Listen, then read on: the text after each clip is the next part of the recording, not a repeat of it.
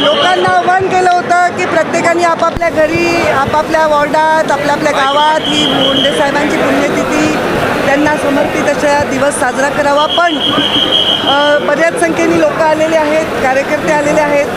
बऱ्याच लोकांनी माझं आव्हानाचं पाळून आपापल्या ठिकाणी पुण्यतिथीचा कार्यक्रम घेत आहेत.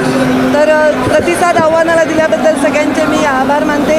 आज अत्यंत साध्या पद्धतीने मुंडे साहेबांना आम्ही त्यांचं आवडतं सगळं जेवण नैवेद्य दाखवला. मुंडे साहेबांसाठी कीर्तन चालू आहे.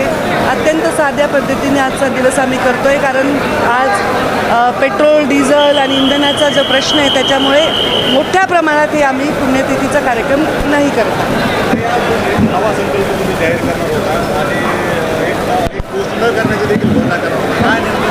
ते आता मी भाषणात सांगेन, मला अजून सुचलं नाही आहे काय. जेव्हा सुचेल इथे साहेब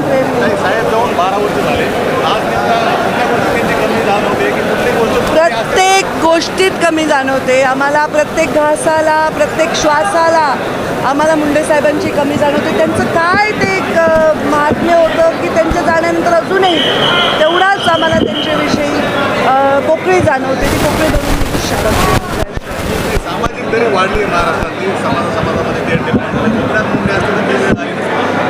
पण ते काळ वेगळा होता, तेव्हाचे लोक वेगळे होते. आत्ताची परिस्थिती वेगळी आहे. साहेब असते तर त्यांनी नेहमी समाजांना एकत्र घेऊन जाण्याचा प्रयत्न केला असता आणि त्यांच्या विचारावर वारसावर आहे हाच प्रयत्न शेवटच्या श्वासापर्यंत मी करतो. आता भाषण